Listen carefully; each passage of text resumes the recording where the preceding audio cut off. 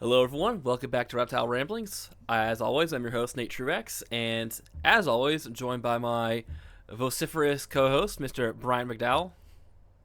Hey, Ramblers. Yeah, Nate, your vocabulary never fails to amaze me. I I try to make Webster blush, and joined today, we're joined by, as some of you might know him on Instagram or YouTube as Ranger Marcus, but Marcus Rearman. Marcus, welcome to the show. Thanks, guys. Glad to be here. Like I was telling you guys before, I've listened to a couple of your podcasts, so very excited to talk about reptiles, amphibians, all the places I've been, and any questions you guys have about herps and stuff. I'm pumped. Yeah, man, what better way to wind down, on a Friday evening than just, Hmm. shit and talk herps. I mean, I could do it every day. I'm sure the same extends to you guys. But yeah, glad to have invited you and that you took us up on the offer. Like I said, and I would want to share with the Ramblers, you have an extensive portfolio regarding herps as career wise, personal side wise. So just to dive into that aspect, kind of share with us and how you got into herps and where do you find yourself with herps today? Hmm. Oh, you want me to go off of that? Yeah, yeah, yeah. Oh yeah, I mean, like I got into herps probably when I was probably was when I was in college. I mean, I've always been interested in like snakes, lizards. Um, I'd say less on the amphibian side beforehand. But in college is like when I really got down to it. So like I went to college as a zoology major.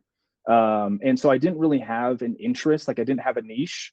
So I went in there more as of a naturalist. And then when I got to college, I think that's when I really started getting into the ologies because those were the electives in college. So you had like mammalogy, ichthyology, and then herpetology, and that was one that I really grasped onto. Luckily, before I got to that herpetology class, I started really getting into it. That's when I started seeing YouTube videos. I saw my first NKF herping video, and that was like what really got me into it. I think it was like 2019, and my Yeah. cousin saw a video, and he was like, "Hey, like let's check out this guy's YouTube." And then I learned more about it from there. And then I went out like the very next day and went to go flip rocks at the creek that was right by my apartment in college. And we flipped Sierra and tree frog. And I was just like instantly hooked. I was like, I didn't know it could be that easy. And so like that's when I really got into herping. I didn't even know what the term was beforehand. I just knew of reptiles and amphibians, and I've always been interested. Like there are pictures of me when I was a little kid, just like everybody else, just like both of you guys probably did, like holding pictures of lizards or snakes or whatever it was. But I didn't know the extent that I have now of like people will go out of their way to go look for certain species, and I think that's a really cool thing. And I really like the community, and so I think that's kind of how I've got into herping since then. I can speak for myself as well. Noah is a great ambassador for like, current gen, next gen, whatever you want to say, for being an ethical herper. I've never talked to him. I think I've texted him a few times, but yeah, man, I was kind of gravitated by his videos too, and he somewhat, I was already getting into herps kind of later in life as well. I always liked them, but once I started seeing like herping videos like his, it Mhm. really kind of, I guess, motivated me to actually go outside my local areas and start doing it. So just that's the shout out to Noah.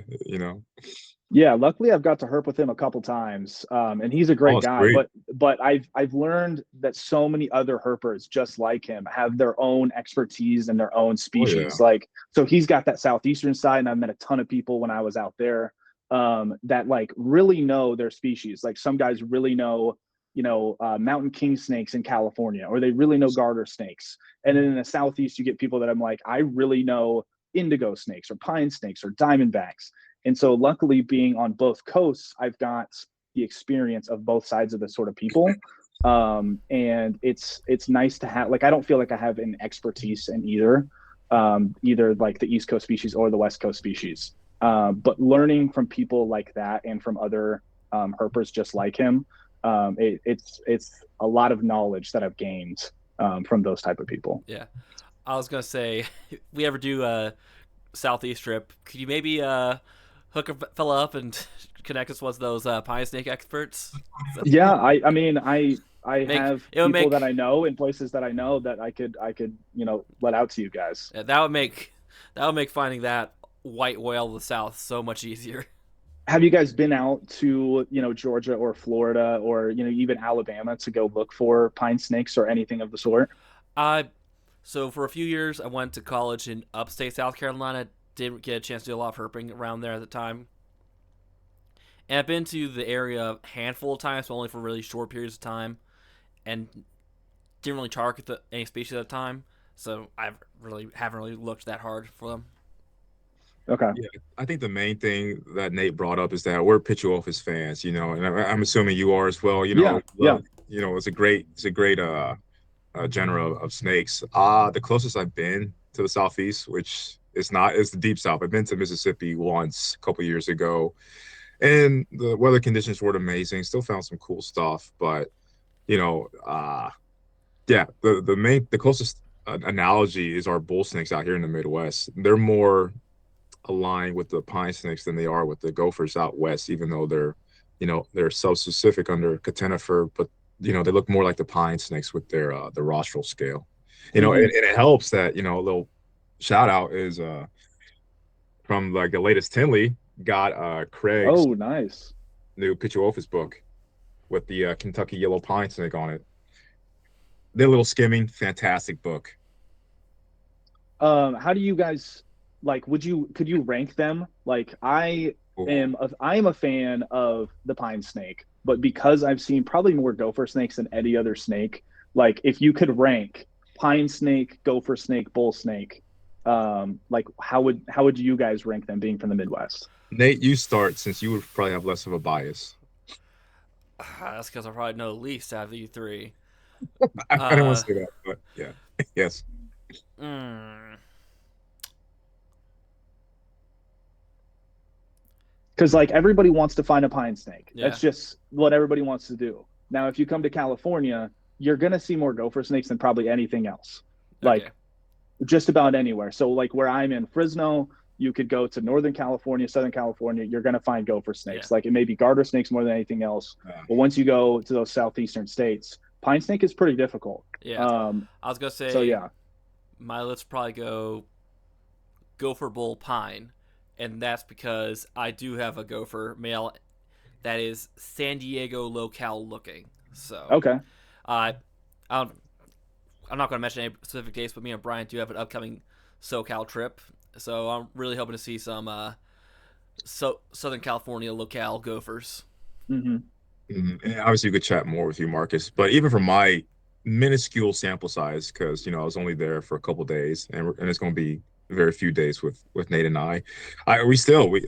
we got two gophers out of it, so they were the most common snake of that rocket run a couple years ago. So I think we can hold our horses. We'll find some. Yeah, I remember looking at your Instagram and there was a picture of a California king snake. And I was like, oh, like he's been to California before. So like at least Yeah. he knows a little bit. But those San Diego gophers, I think I've only seen one because I've only been down there once to herp. And they first of all, I think they're a little bit bigger. I think they're more yellow, which is pretty interesting. Yeah. So the ones over here in Northern California, especially in the Sierras, they're a little bit darker. And then the ones once you get towards more of the Central Valley and then the coast are lighter. But the ones down there, I think, are the most yellow, which is pretty interesting. And once you get to Great Basin, then they get like even more cool looking. Yeah. That's when they transition towards the bull snake sort of look. I was gonna say my male, he does have that like nice yellow, but what I really like is his black markings are just so dark and crisp. They don't smell like any fading with the yellow. It's like really crisp, sharp demarcation between his markings. That's I think my favorite like appearance visual of his. So. Mm-hmm. Yeah, and again, we can always go back to California. Is so huge; it covers so many lines of latitude, and there's quite a few pit species. Like you were talking about, like the desert cola, like the Great Basins, and then you have your Sierra. I literally have the book right next to me. I skimmed it, but there's quite a few pits in California in different Mm-hmm. integration zones. So yeah, it's a great state for pits. That was a good ranking you got, Nate. I like for myself, I'm biased. I love bull snakes, and then it'd go pine and gophers, but still, there's a lot. There's a lot there. Mm-hmm. And even then, with all the different varieties of gopher and bull, Yeah. you could just and even pine as well. You could spin that out into all sorts of different sub tiers of the rankings. Of we could probably spend all night trying to make a comprehensive Pituophis tier list. Sounds like that's another episode in the making. You know, for, Are fox snakes part of Pituophis I think actually, they're or are they not? Pantherophis. I think Okay, they're all right, Pantherophis. okay, all right. yeah, and then if you subscribe to the tribes type of ideology when it comes to taxonomy, which I kind of do as well. It makes sense. They're all under Lamprophini, the king Yeah, Lampropeltini, snakes. yeah, yeah. Yeah, with okay. the king snakes and rat snakes, but it seems like rat snakes and Pituophis are like closer related of the two or of the Mhm. three. And so, yeah, it's funny. I always call fox snakes, rat snakes, in bull snake clothing because that's Mhm. literally how it is. Yeah. All right. Well, if you have any like questions about any one of the places like California, if you want to talk about those snakes first, or those salamanders first, whatever Well, you I guys was want to know. Hey guys, just a quick reminder: we are once again sponsored by Serpentine Expeditions, a brilliance company, the purveyor of high-quality herping expeditions all over the globe. As you can see here, they still have some expeditions available. They actually announced a couple of really cool expeditions for 2026, including Sonora. Ecuador's still open. That's been open for a while. I don't know why you guys haven't been jumping on that. Ethiopia, that has a lot of promise. Zimbabwe, Sumatra, Komodo, that's really cool. So a couple of really high-end destinations to go to check out for herping, and yeah, just great, great guys to go herping with. And may I may I remind you that once again, use code CK25 at checkout, and you get $100 off of your next booking with them. So $100 that can upgrade your flight in to have a bit more leg room. So yeah, want to be a bit more comfortable when going on your herping trip, be sure to use our code at checkout. And with that, I'll get back to the episode. I was gonna line it towards just basically your career trajectory. Like you said, you Yeah. went into zoology, and what's cool about that is that you start off broadly as a naturalist. Mhm. I can't speak for you, Nate, but for me, I started off as a herpetology enthusiast, and then only later through being out in the field that I came to realize that, man, you don't. It doesn't solely have to be about the herps. It's community ecology, botany, all of it. They're all disciplines, which means that takes time. And so obviously herpetology will always be at the forefront, but now I'm trying to include those other disciplines of ologies about. But I guess what would you say was your first, I guess, either big project or association when it comes to herpetology or close by? Yeah, so that first summer when I really started working with herps was the last summer that I was in college. So that was the summer of 2021. I had not had a herp position before that, but I was working in the area of the Central Valley, especially around the Sacramento area. And so that first summer, I worked with giant garter snakes, which is an endangered species of Great. snake. They are very difficult to find because they like actually have the smallest range of any garter snake in California. As a lot of people know, California used to just be one huge wetland, especially in the Central Valley. And so now that it's been condensed due to many reasons, they have a really small range. So around that Sacramento sort of region, there were a lot of wetlands that were made for them, and then they use irrigation canals and even rice fields as their habitat now. So my job as a wildlife technician, this is my first ever, actual herp job, was to go out and survey for them. So one of the things that we did, if they were, let's just say they were in irrigation canal or they were in some sort of wetlands, we would put out a trap line. And so a trap line would kind of look like minnow traps or even crawdad traps. And then these snakes, they like to stay in the water most of the time because they're garter snakes. And so when it gets really hot, especially in the Central Valley, these garter snakes will go into the trap and they can't get out, just like you would for like a minnow trap or a crawdad trap.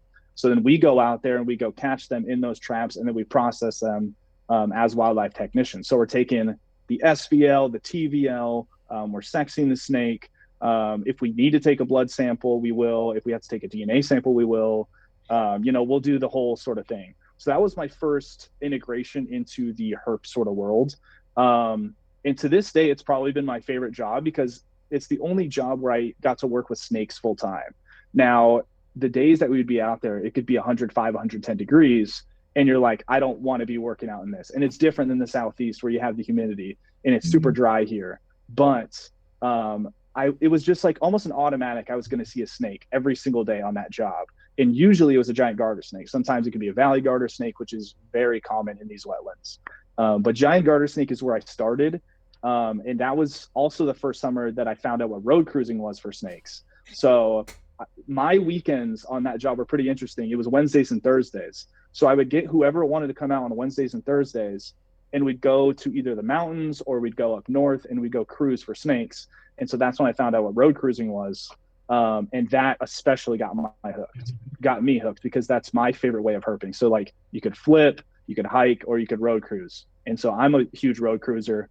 I just like to be out there at night, and like usually I have people with me so then I can talk to the people, and it's the thrill and the exhilaration for like 30 seconds of, oh my gosh, we just pulled up on a snake, let's get out and go check out what it is. But that's what got me into herping, and that was my first job in California, was giant garter snakes.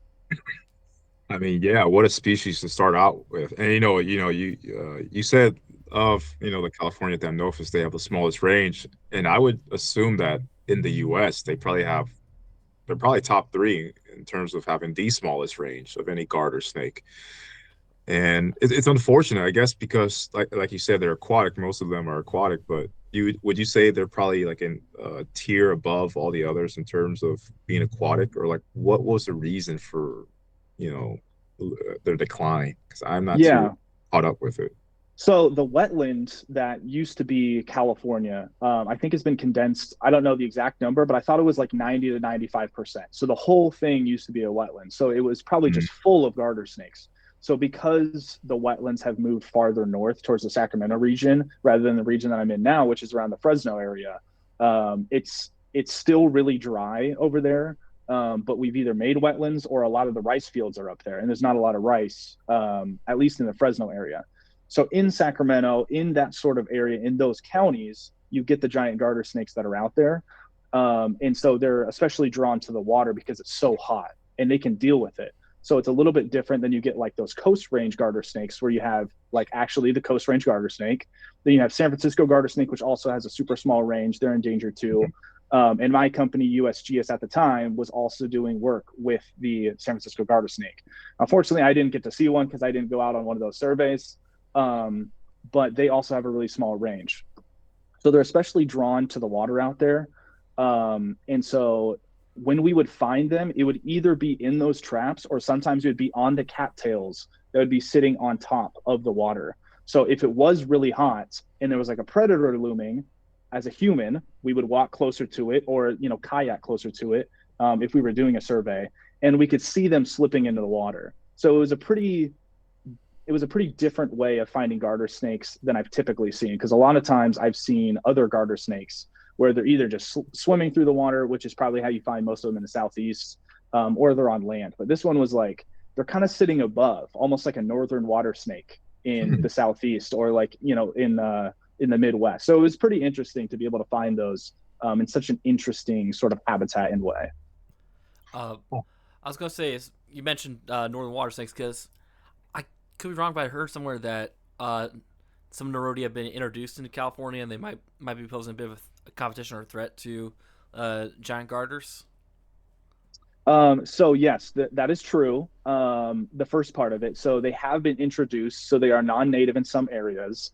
I do know of like 2 different populations that are east of Sacramento that were introduced, and it's like one wetland used to have water snakes, and this other one wetland used to have water snakes.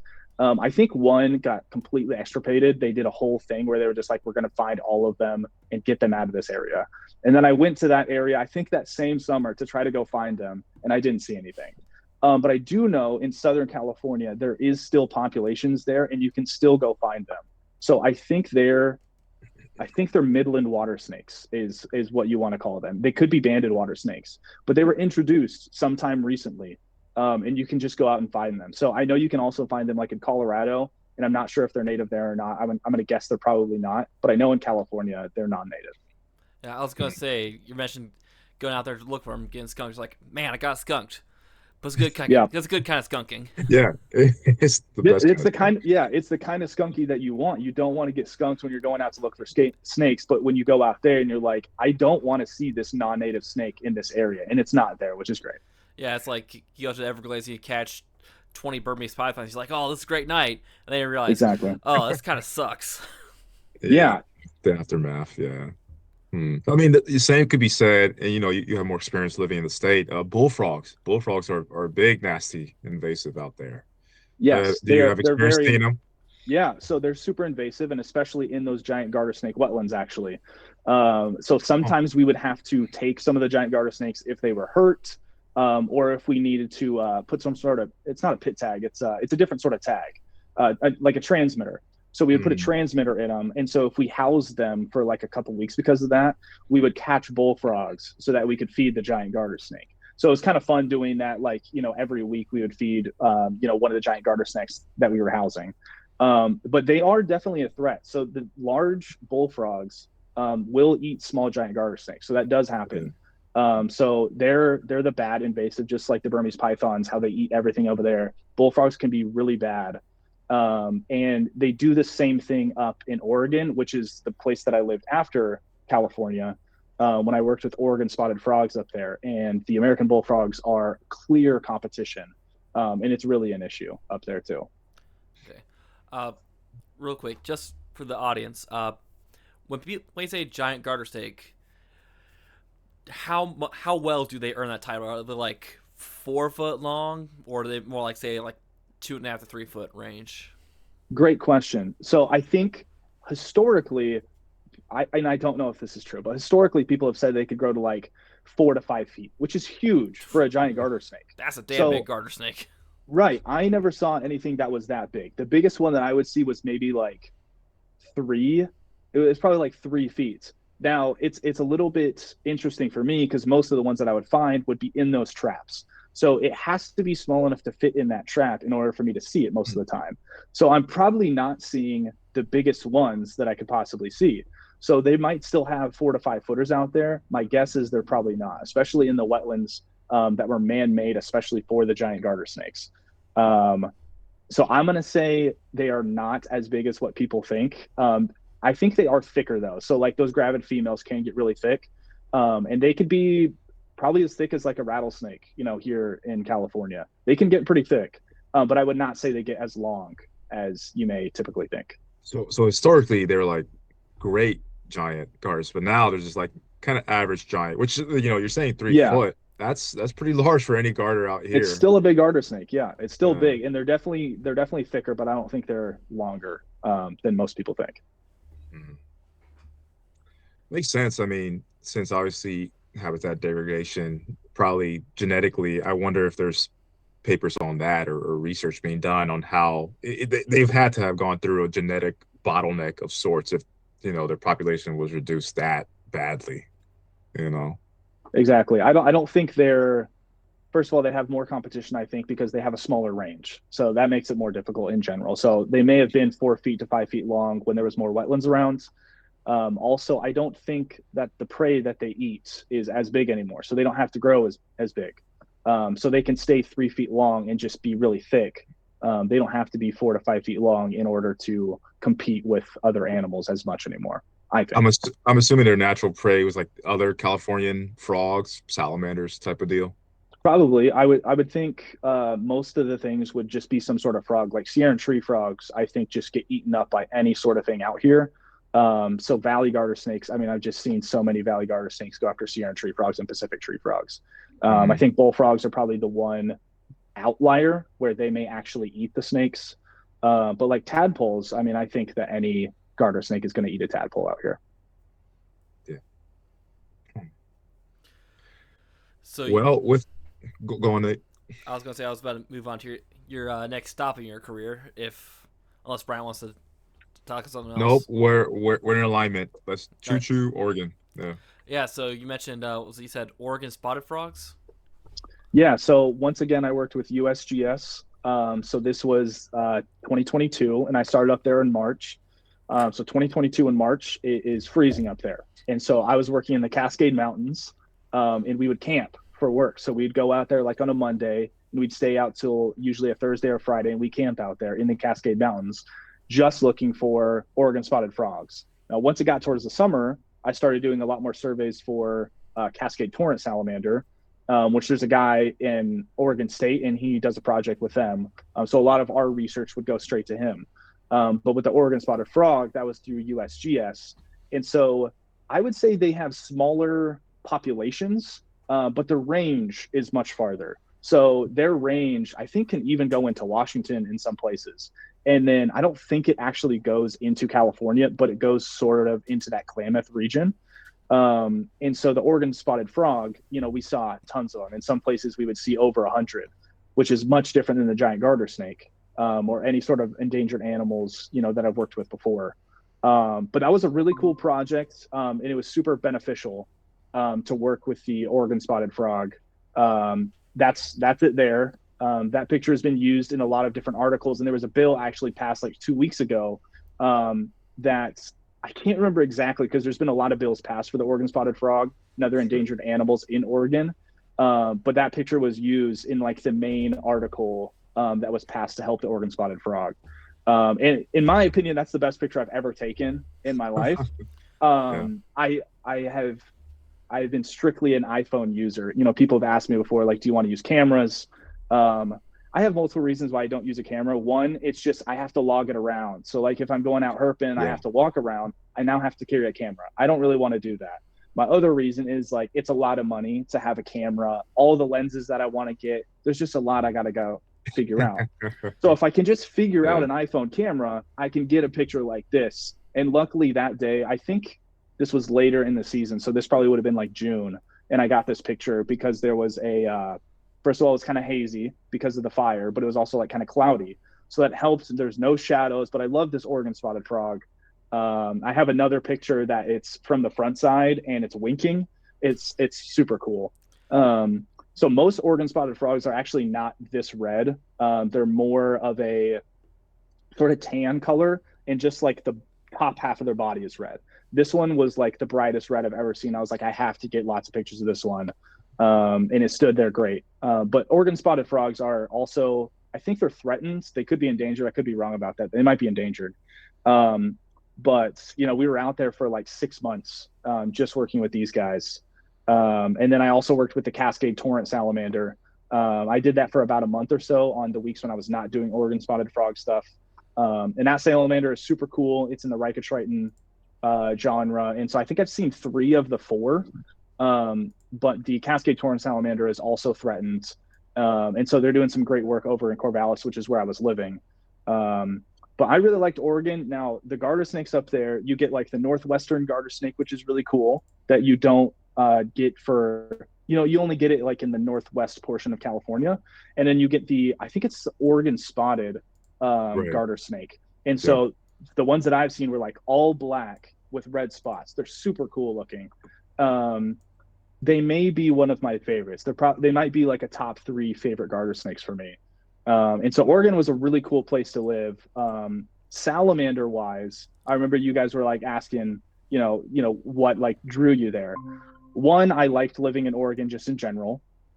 Bryant, just heads up, I can take care of the photos if it makes it a little easier. Yeah, no worries. I don't want to go off tangent. This is a long-toed sal, right? So this is a Santa Cruz long-toed salamander. This is one that I've seen like 2 years in a row now, this one population. It's a very popular herp population. I know there's places like in the Southeast where like you can go to Georgia or Florida, like even the Everglades, where like, I know I'm going to find this species here. So with the Santa Cruz long-toed salamander, it's a really popular herp spot. But this night was just pouring rain. And so my mom and I went out there, and within like 5 minutes, we found like 10 of these guys. And we were just like, okay, like we'll let them be. We're so glad that the population is doing well, because I went the year before and we saw 2, and it was like, oh man, I wonder if these guys like aren't doing too well. And that could be because lack of rain, more randomness of climate change. But the Santa Cruz long-toed salamander was doing really well this last time. And so I hope that continues. So I've always had a love for salamanders since I like got into herping. But especially like this night, you can go find tiger salamanders, long-toed salamanders, arboreal salamanders.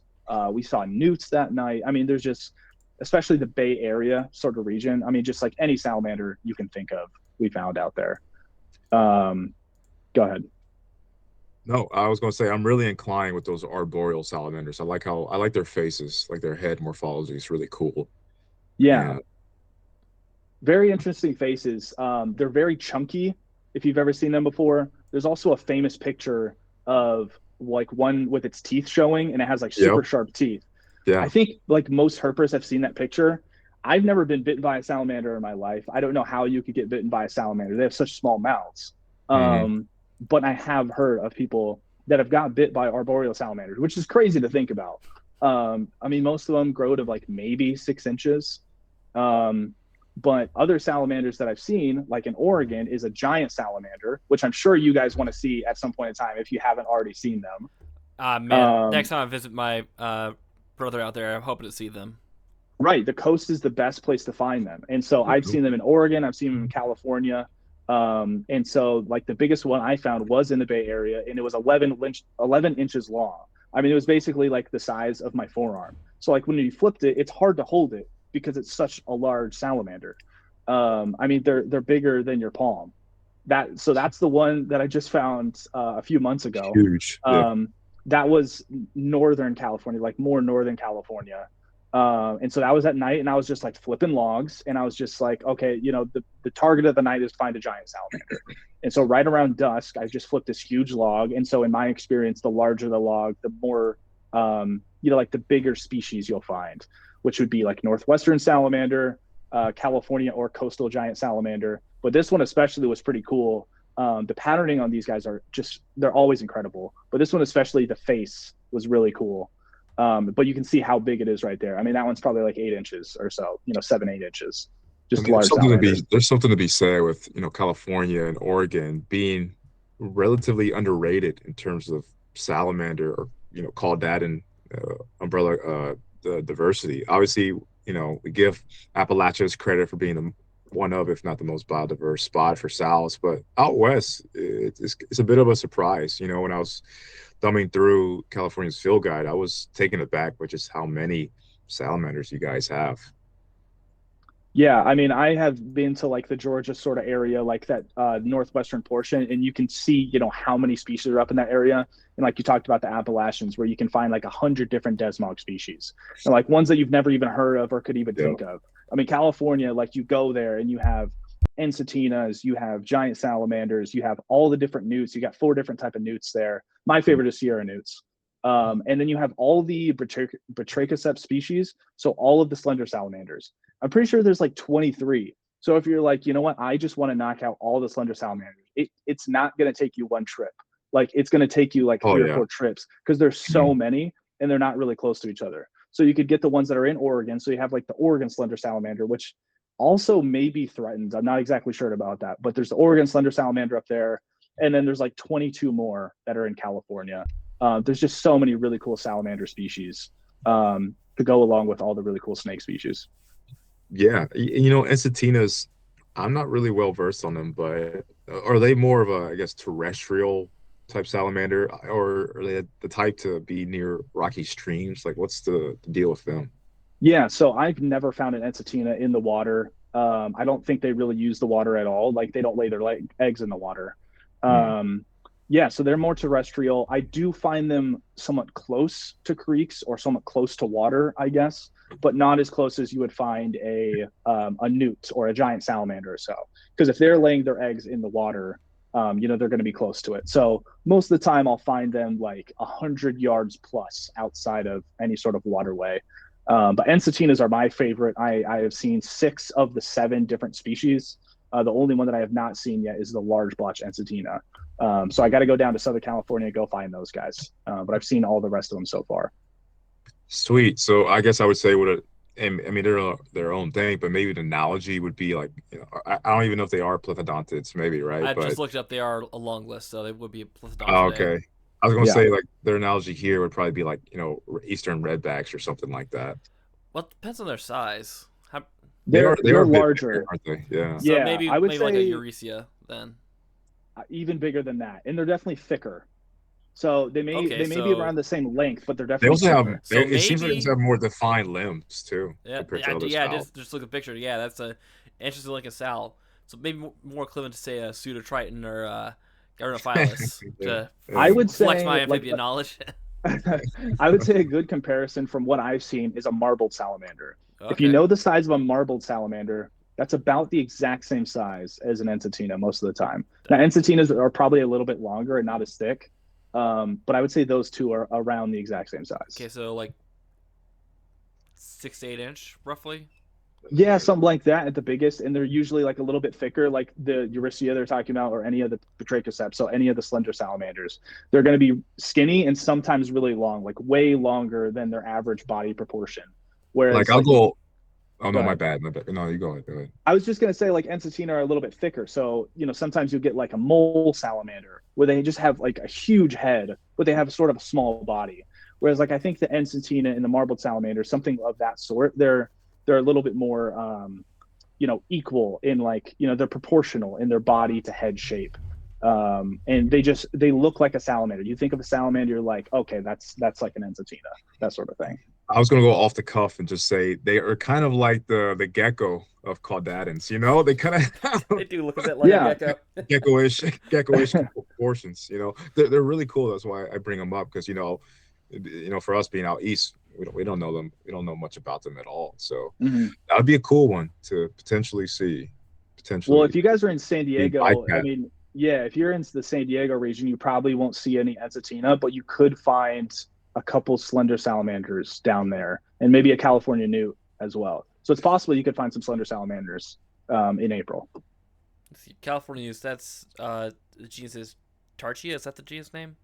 Tarica, I think that's how you would say, and California newt is granulosa, I think, or Tarosa. It's one of the two. Do those range all the way up into like the northern coastal areas of California? Yeah, so the Sierra Newt is, the Sierras. And then once you start getting into Oregon and the coast towards like the Bay Area, you get the rough skin newts. Yeah, And then just right. And then once you get to like the Bay Area, just above the bay, you'll get red belly newts. I have not seen those yet. They're the smallest, and I think they're the skinniest of all of them.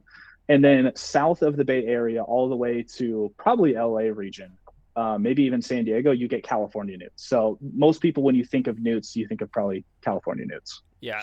I got rough skins last time I was out in California. So Yeah, if you were in Northern California, I'm sure you got the rough skin newts, and those guys are really cool. And they kind of range differently in their coloration. You get some that have like yellow stomachs, and then you get some that have orange stomachs. I got orange. So then you get so if you get the orange ones right, then it looks like red belly newts or it looks like Sierra newts, and then you're like, oh, maybe I need to look at this field guide real quick and see which one is which. So Cool. You talked a little bit on your time in Oregon, but that was more specific towards amphibians side of things, right? Yeah, it wasn't a lot of snake diversity up there. I mean, it's the basic sort of stuff. It's like, California king snake can kind of range up there. Mountain king snake kind of ranges in there. It's mostly garter snakes, gopher snakes, and rattlesnakes. Now, the one thing that I really wanted to see, which is my favorite herp find that I've ever seen, is the pygmy shorthorn lizard. So those being from Corvallis in Oregon, I had to drive like 3 hours east to go to the desert to go find pygmy shorthorn lizards. And it's really difficult and interesting on how to find them. And I struck out the first time. So we talked about like getting skunked earlier. So it was like, if you get skunked, not finding what you want to, like it can really hit you. You're like, man, like, what am I doing wrong? Like what could I do differently? I need to do some more research. So that's what I did. I was like, I'm going to do some more research, like look at some field guides, look at any papers, see what I can do to find a pygmy shorthorn lizard. Luckily, the next time I went out there, I knew what to do. It's hard to get out there, but I knew what to do. So that's a picture of me. That was the very first pygmy shorthorn lizard that I ever found.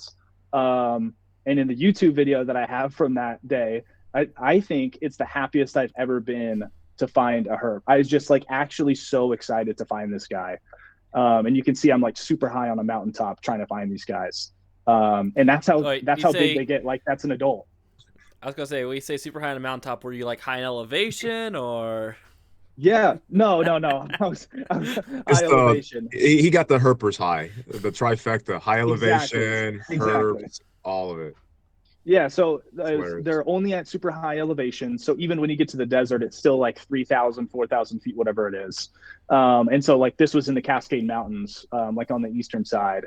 And so yeah, this was the first one that I found of I think 9 of that first day. And then the Wow. second time I went out there, I found 18. And so like there's just a bunch of different mountaintops. It's just like you have to get up there, and to get up there is just really difficult. And so this is the best herp that I've ever found in my life. I just love the pygmy shorthorn lizard. And I'm assuming that's like adult size, like, pick me to their name, right? Like they're pretty small. Yes, that right there is an adult size. So I remember having one picture Wow. that I didn't send you guys, but there's a picture of a baby and it's actually smaller than a dime. So not a quarter, but a dime. So when they're the smallest, they are so small. And the biggest is probably not much bigger than like a $50. I mean, that's approaching baby turtle sizes, because some of these, musk or mud turtles, Mm-hmm. I've seen freshly hatched ones, freaking tiny. I mean, size of like about a nickel or something. So that's ridiculous for a little lizard. Yeah, I mean that was my favorite find of Oregon by far, really, and it's still to this day. It's 4 years later, it's still my favorite herb find I've ever seen. So So you're saying high elevation, but I guess it's more like xeric desert type rangelands. yes, exactly. So there's not a lot of shrubs around. There's definitely like no trees like when you get to a certain area. And then once you range farther east into the desert, you can still find them, but there's definitely like no trees around. It's like all just like sagebrush out there. That's their habitat. Hmm. Yeah, that is an awesome find, an awesome experience, dude. Yeah, when it comes to Oregon, I do think of, like you were saying, alluding to earlier, garters galore and salamanders, salvation type lands over there. Mhm. It's what were some of the other sows, or I guess even garters? Obviously, they don't have many, right? You just Oregon spotted and northwestern. Yeah, so yeah, it was pretty much just those two valley garter snakes. So for my job, when we'd go out to go look for Oregon spotted frogs, valley garter snakes are everywhere, and I'm probably sure that they eat Oregon spotted frogs as well. Salamanders was a little bit more interesting for me. So you got like Oregon ensatina up there, and then you got northwestern salamander, California giant, or actually it's coastal giant salamander once you get into Oregon and even into Washington too. And you can find a lot of larvals out there, which is really interesting. You get torrent salamanders, which might be my favorite from Oregon. So you get Cascade torrent salamanders, which is what we were actually surveying for. And then you get like Columbia torrent salamander. And then once you get farther up, like into Washington, you can get the other, I think, 2 that are up there. And then there's southern torrent salamander that you can get in California as well. So I've seen 3 of the 4. So there's a lot of these salamander species that I'm telling you I've seen 3 of the 4, or I've seen 6 of the 7. Like I have one more on all of them. So it'd be really nice to find all these. But you get long-toed salamanders there as well. So I mean, there's some really cool salamanders in Oregon, and I do think it's underrated. Yeah, yeah, 100%. And I mean, that's the white whale hunting that, most of us herpers know. We're gonna have a list and have targets, and usually we're never going to complete it, but that's the fun of it, right? Yeah. Mm-hmm, mm-hmm. Hmm. So, where did you go after Oregon? Yeah, so this is where I spent a lot of my herp time. I spent 2.5 years in the Southeast. So I moved from Oregon, and my reasoning from moving from Oregon to the Southeast was first, like, I just want to experience more. And so going to the Southeast is just a completely different experience. Second was like I want to know more about the species out there. So when I left my job in Oregon, I had like 3 months to kind of figure out like what I wanted to do. And so I just emailed a bunch of people. Luckily, I got a job at the Orient Society as a burn technician. So that was my first job. So with me being a burn technician there, I got the best of both worlds on how to restore habitat for species. So that was between 3. We had the gopher tortoise, eastern indigo snake, and then the eastern diamondback rattlesnake. So where I was in Georgia, in the middle of nowhere, in Lumber City, Georgia, I mean, that area of Georgia is so underrated just because it's so far from everything. But if you want to find the good southeastern stuff, it's like that area of Georgia and some areas of Florida as well. So I was out there at the Orient Society. I was a bird technician, so I really got to understand like how to restore habitat for betterment of the species. When I was doing that, I would also go on snake surveys, and I would go find that stuff too. So a lot of the times we would go out and look for eastern indigo snakes, especially when I first got there from like January to March or so. We did a few of those. This is a scarlet king snake right here. I found this in Florida, but that's exactly the type of habitat where I would burn in. So you have some sort of pine tree. This could be longleaf pine. I'm not exactly sure. And so sometimes you even find these scarlet king snakes like in that bark right there. So it's like a lot of herpers will like peel that bark to not pull it all the way back where it falls off, but to peel it back to find snakes under there, which is really cool. So this one right here has gone under a prescribed burn, I'm sure, because it's all charred on the side. All the bark is charred. And that scarlet king snake really just pops off of it. But then behind it, you find all the palmettos, you find the longleaf pine. And so that's where you find a lot of, the sort of species that I was trying to help and restore. And so Oregon or Georgia was great. This is another place. I think this was also, this was either Georgia or Florida, but basically the same sort of thing. A lot of palmettos everywhere. So this is really good habitat for a lot of species. Not really gopher tortoise because there's so many palmettos, but because the gopher tortoise is a keystone species, it really helps out these other species such as eastern diamondback, eastern indigo, coach swifts, any other snake you can possibly. And then these longleaf pines are really good for a lot of the birds in that area too, and just shade in general. I was gonna say, I think this might be one of the best looking habitat types in North America. It's certainly, aesthetically speaking, it's certainly one of my favorites. Mm-hmm. Yeah, I mean it's a savanna. It's a southeastern savanna. That's what these longleaf pines once were. And it's interesting, Marcus. You've worked with federally endangered species, and to a degree habitat. But here, I mean, because what was the percentage that was lost? Like 90-something% of longleaf pine forest ecosystems were lost. Mm-hmm. I mean, it's nice that they're restoring it back, but obviously it was an amazing chunk of ecosystems. Right. So this right here was on the Florida Panhandle. So this is like a little bit where I was working after working in Georgia at the Orient Society. And so in some of these pictures, you can see like how the habitat is changing. So like you have the trees in the background, but in the forefront, you have the grass, which is really good at keeping fire and holding fire across when you're trying to carry from one side to the other. And then you see the other shrubs that are like, that is completely dominating the ecosystem. And that needs to, it needs to go away. And so by us doing the prescribed burns in those sort of areas, it gets the plants that we don't want there. It gets them out. And so it keeps those grasses, it keeps some palmettos, it keeps the longleaf pines, it keeps the plants that you want to keep there because they're fire resistant. And so sometimes in these sort of habitats, the reason for the prescribed burn is if we help the habitat out, and if we help those trees, those shrubs out, then those animals come back and then they can use that ecosystem. Slightly off tangent, but what's your knowledge of the loblollies? Not much. I do know that we worked in them quite a bit. So sometimes we would be doing prescribed burns for longleaf pines. Every once in a while we would have slash or loblolly. So I'm not a huge like plant person or tree person in general. But I do know that we did a lot of prescribed burns, especially on those sorts of tracks. So I've seen them quite often. They're all over the Southeast. And is it to I mean, every situation is different, but it's to manage, is sometimes to get rid of, does it fall in that like gray zone?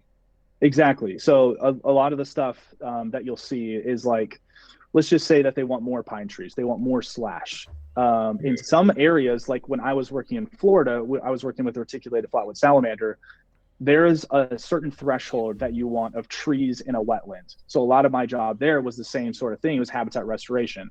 So a lot of my job was actually cutting down trees in wetlands because what would happen is there's such a large, shade buffer from the tree that the vegetation that's on the ground is not either the one that you want or it's not enough, where the salamanders can go in and they can lay their eggs and then they can hide like once the water comes up because they're basically a large vernal pool.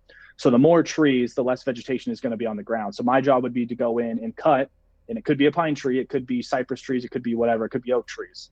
But if you're going in there to cut those trees, it could actually be a good thing because it could help, one species and help the other one out. Even if you have a lot of trees in there, it can be a bad thing because there's just too many. It's just too many trees and it doesn't really help anybody. Now that wetland is not growing how it's supposed to because either you're not getting fire in there or, there's just a multitude of things where too many trees can be a bad thing. Huh. Yeah, I'm glad you put it to us like that because I would think it'd be the opposite where you would kind of want that semi-closed canopy cover. So when the vernal pools are formed, it'll take longer to, I guess, drain out or dry out rather. Right, Um, right. cool. Huh. I'm just gonna Oh, say it. Just looking through some of your photos, I'm gonna say there's some crazy good looking photos you took from like in the burns and stuff like that. Yeah, thanks. Some of the best places that I found stuff was actually in burns. yeah. So I know there's one picture that I sent you guys of the Eastern Diamondback rattlesnake, Ooh, and there's smoke behind the Eastern Diamondback rattlesnake. And what happened there was really interesting. And I would have won a photo contest for that one too. So like I'm really proud of that picture. But the rattlesnake is in the foreground, and so there it is. So you can see the rattlesnake in the foreground, and it's almost hard to tell that it's actually there. It actually kind of blends in pretty well, but you can sure. see the large log in the background, and it's smoking. And so this was right after a really big prescribed burn that I was on. And so what happened, what I think happened, was that the rattlesnake felt the warmth and it actually went from outside of our burn area and went into the burn area because it was so warm. So I remember it just being kind of like a regular day, but because it was so warm, the rattlesnake was actually attracted to the warmth, and so it got in there and just coiled up, like it would regularly if there was brush there or not. And so you can see some cactuses actually behind it too, that have burned up and basically popped. And it's really interesting when you go through a prescribed burn because you can see all of the trees and the shrubs that are basically dying, and so those cactuses there actually pop because they're just they're filled up with water, filled up with air. But yeah, this rattlesnake was one of the coolest rattlesnakes and one of the coolest observations that I've ever seen, because it was attracted to the warmth of the prescribed burn, which happened a couple times, but this one was the most interesting. Yeah, I mean, I bet that belly heat must have felt good to it. Exactly. Was it like a cooler like late winter spring day or? Let's see. I was there. This was in Georgia. And so this was probably like April or May. So it just probably wasn't hot enough yet. Like it was Yeah. probably humid because once it gets to like March, it's already humid in the southeast. Oh yeah. Oh yeah. Yeah, but this was probably just like a regular temperate sort of day. And And so he's this just like rattlesnake was, he's yeah, this just rattlesnake was just looking for warmth. That was it. he's like, oh, I can get a little jump on my summertime metabolism. Hmm. Mhm. Awesome. Yeah, pretty slick. And it does somewhat blend in.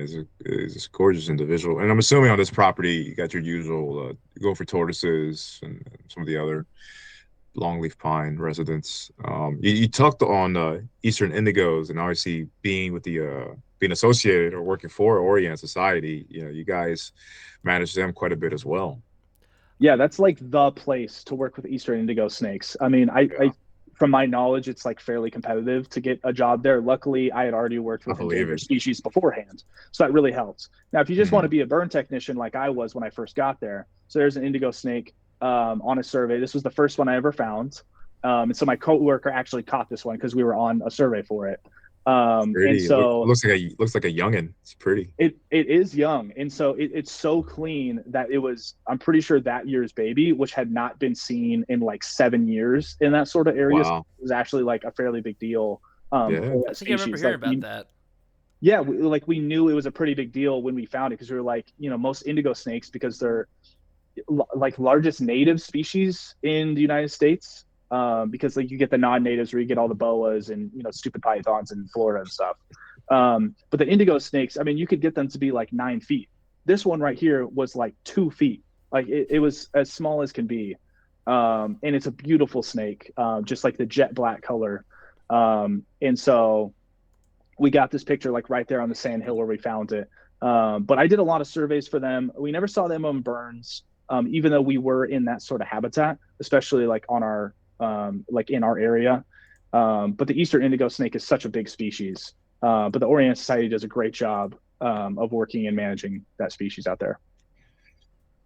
Yeah, man, their plight is a particular one. Obviously in Florida, it doesn't seem like they're doing that well, but places like South Georgia and even to the extent of Alabama with those reintroductions, it seems like it's on the up and up.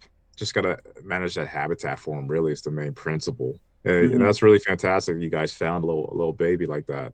And it's funny you say a young one being 2 foot, but compared to other colubrids, that's like That's huge starting out the gate. Right, that's for right. many Yeah. species that's an adult. Yeah, for real. Yeah. Yeah. Yeah, Eastern indigo snakes, they're one of my favorite snakes, and I'm glad I got to work with them. I don't know if I'll ever be able to see one again. Like, I don't know if I'm going back to that sort of area because it is like, way out there. But yeah, you can get them in Alabama too. Like, I know where they got reintroduced. I never saw them in that area because I was pretty close when I was living in Florida. And I do know like Peninsula Florida, they're trying to help them out there. And like they have that whole project that Orion Society actually helps out with. But like I said, or like you said, I don't know if they're doing too out there. I'm not really sure. I don't know. But then you also have Texas Indigos, and they were put off the what do they have, the white list or black list? Regardless, they're pretty much their status is clean, like they're good in Yeah, Texas. They got I've moved to heard their of. own. They got moved out of. They used to be in Cooper Rye, but then they got moved to was it the Melanuris, Melanuris. yeah, So yeah, Erebinus. I've No, heard they're herpers sweet. going out there and finding like 10 Texas indigos. So like if you're finding 10 of a snake in one day, like I don't know if it should be on any sort of list. Like Yeah, indigo, it would be awesome if you right. could find like, first of all, it's awesome if you find one. But like if Mhm. you find three, like that's the most that I've ever heard of on one survey. But that has to be like the best population. And you're like, this is a perfect day, perfect conditions, like the whole thing. The best we could find is three. So if you're finding 10 Texas indigo snakes, like I don't know if it needs to be on a list. This is where we come back to the segment where I talk about the RGV. I mean, for most herpers, it's a great region of our state, or in our nation in Texas. I highly recommend it. It's it's a great region, man. Real diverse in terms of herps, and yeah, it looks like indigos are pretty thick out there. I mean, I found three on my way out there a couple years ago. Oh, shoot, 5 years ago now, but yeah, time What else flies. did you find when you went out there? Like, were you in Southern Texas or Eastern Texas? Like, what were the cool things that you were seeing out there? No, I was mainly in RGV just for a couple days, Okay.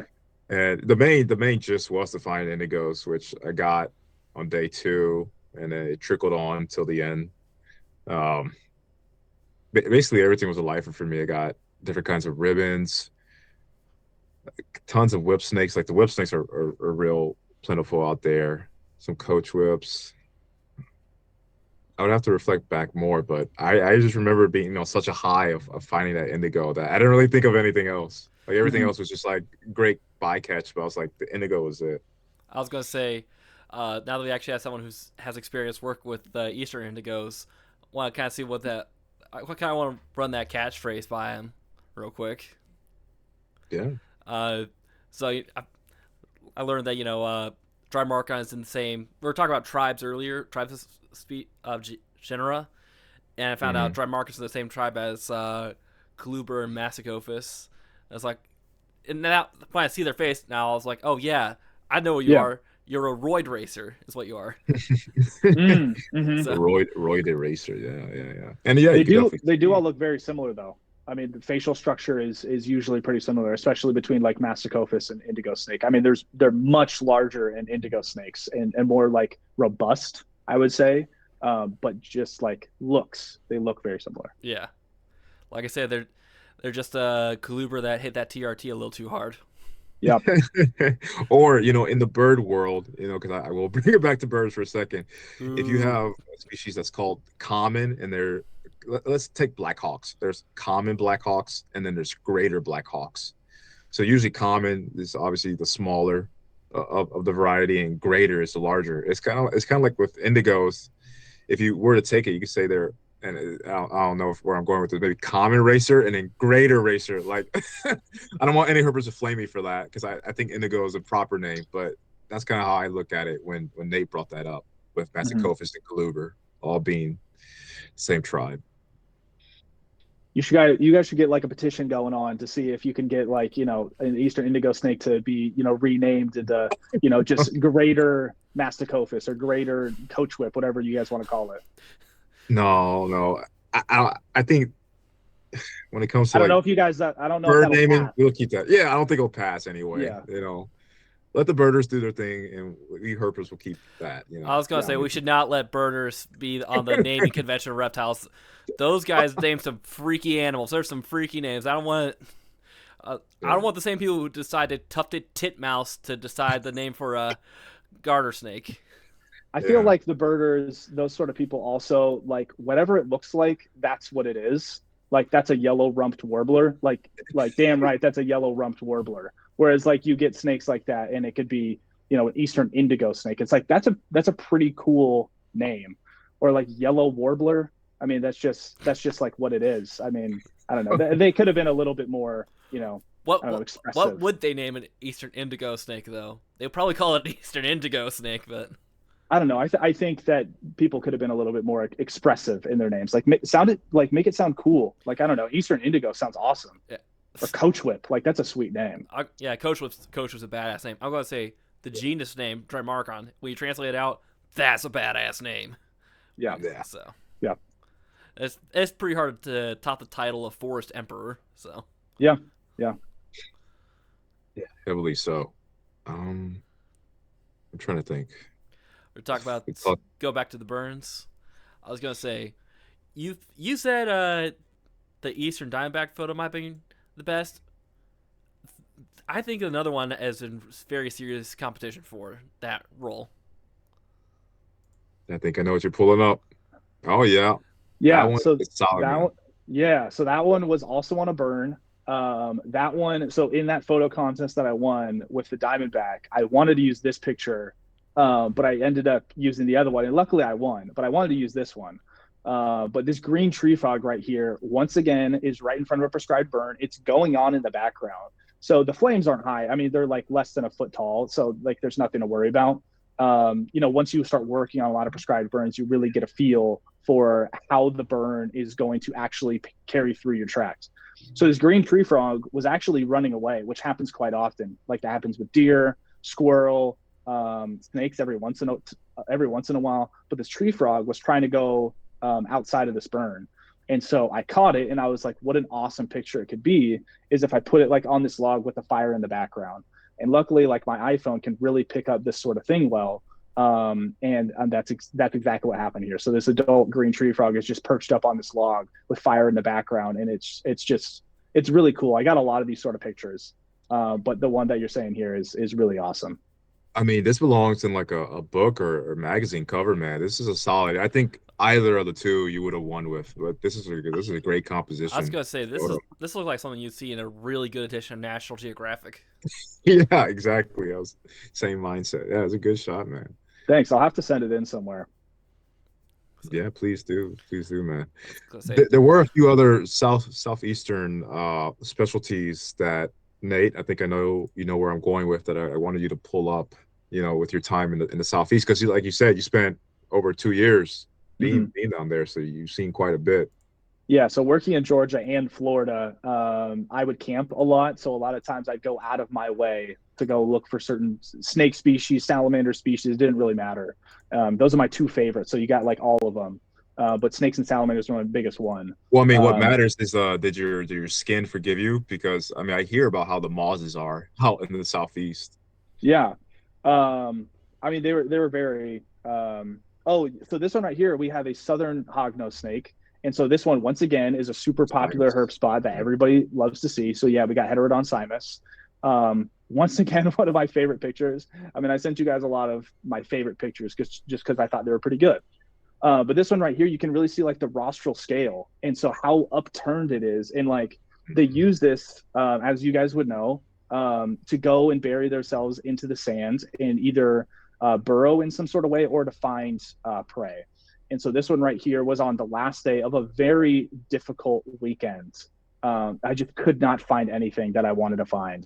And so this was actually with Noah Fields this weekend. So this one, he left and I was like, I'm going to keep doing, like, I got to keep road cruising out here. And so I went out that morning and I found this guy. So this was adult Heterodon cymus. And it's just a beautiful looking snake. But that hognose, that upturned rostral scale is just so cool. I loved finding these guys. I think I probably found in Georgia, I only found maybe two. In Florida, I actually found a lot more around the area that I was living in the Florida Panhandle. But just an awesome snake. I was gonna say, us herpers can be kind of superstitious at times. So I kind of wonder if sometimes someone leaving just takes away all the bad luck, and that's when things start popping up. So Not every once in a while. yeah. Yeah, every once in a while. I usually think that I have like some pretty good luck. And I know a lot of the herpers that I've herped with have like crazy good luck, which is so crazy. Now that I'm in California, if you have good California mountain king snake luck, that's the best. That really helps. So if you have that sort of luck, people want to go out with you. You're like, oh man, you find so many Z's out Oh there. yeah. Like we got to go out there. So like if you guys go out to San Diego, like there are places where you could go find mountain king snake. Down there, I think it's fasciata and not zanata. But I think it would be really cool to go find those sorts of things. But usually I have pretty good luck in finding the stuff. There's still a couple species that I haven't seen, like the Blainville's horned lizard and the California legless lizard. That man, I've tried so many times. And one of you two was talking on a previous podcast about trying to find timber rattlesnakes. I think it was you, Nate, trying to find timber rattlesnakes and like haven't been able to find it. That's me with legless lizards. I can't find them where I want to find them. I was gonna say in California, are legless lizards like state endangered and only limited to a few spots in the state? They are threatened in some areas, but I know other areas, like even in San Diego region, sometimes in the Bay Area and in the coast, they're plentiful. I just can't find them. So I think that is the bad luck in me, where I just can't find what I really want to find. So Me, on the other hand, I have the shoddy excuse of, oh, they're endangered and they've only found like the most hard to get to parts of the state. So yeah, the one thing I'll say though, I am kind of bummed out that I keep getting skunked whenever I'm in East Texas because that's supposed to be a good place to find them. But right. Yeah, there's taxa that definitely evades us. You know, I wanted to get your opinions on Simus. And you know, Nate and I, and I'm sure maybe you as well, we've heard Dr. Loftman talk about, you know, all things heterodon. But whenever I look at Simus, they just look like the love child of Easterns and Westerns, you know, even though it seems like, you know, through research papers and whatnot, they're more aligned with the plains, with the Westerns than they are with the Easterns, which is kind of nutty. Yeah, definitely. I think I've seen both the Eastern and the Southern. I have not seen like the plains before. I've been to Colorado one time, and then didn't see any hognose there. But the Eastern ones that I would see, like especially in Oregon, they were also all black. Like sometimes you get some gray ones in there, especially the smaller ones, kind of like racers, where they're like not black racers. They're not all black. When they're younger as juveniles, they'll have like black and gray banding. It was the same sort of thing with the Eastern hognose snakes. Well, with the Southern hognose snakes, they look the same when they're a juvenile compared to when they're adults. But I think Southern hognose snakes are the coolest looking ones, in my opinion. They're also a little bit more rare, so that kind of helps too. That's so. I mean, they're all chunky sausages, heterodon as a whole. Yes. You know, well, that's why we love them. I also found this to be kind of interesting, in my opinion, from what I've seen. The Eastern hognoses, they will do that cobra sort of thing where they flare out their neck. Southern hognose snakes, that has never happened to me. I've probably seen like 10 now. That has happened to me 0 times. Eastern hognoses, I've probably seen around 10, and they've done it, I'd probably say half the time. So I think that's pretty interesting that the Southern hognose snakes don't really do that, but the Eastern hognose snakes still like to keep that characteristic of flaring out their necks to be, you know, larger than they actually are.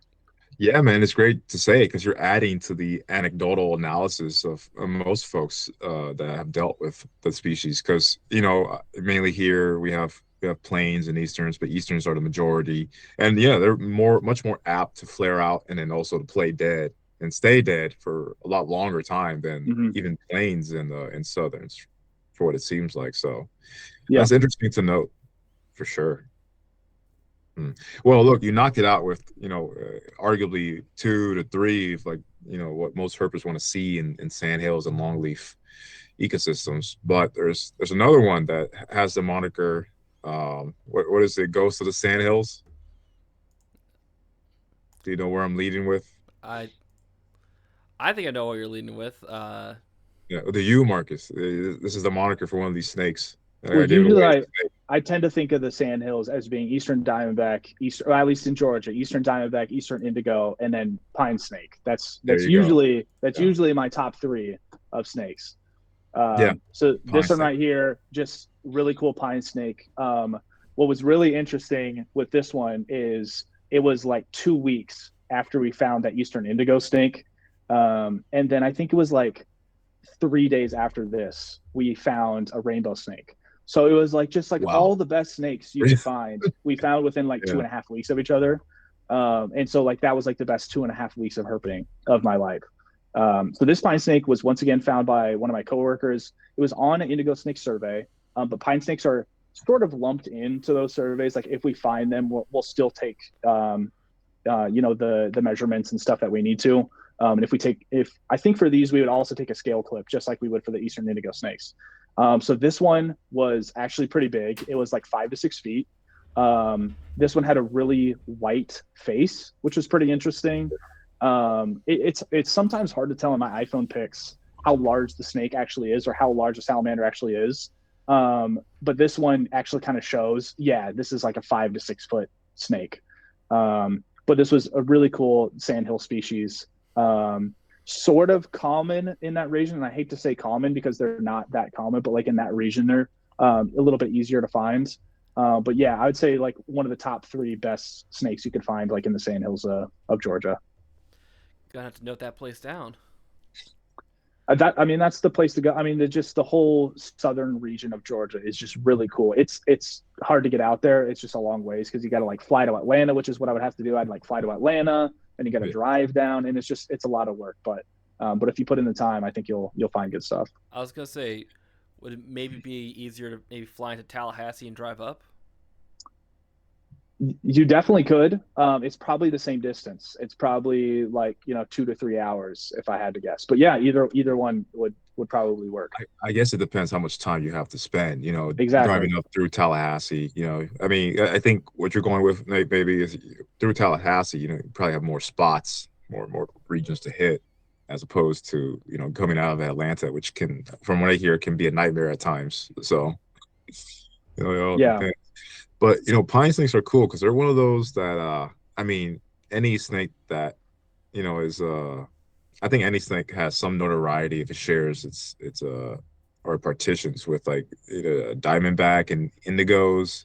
Because with the masticophis and coluber, yeah, you can find them in sandhills as well, right? But it seems like they're just cruising. They're kind of speeding by in those type of habitat. They don't seem to be nestled in as so with indigos and even pine snakes to an extent.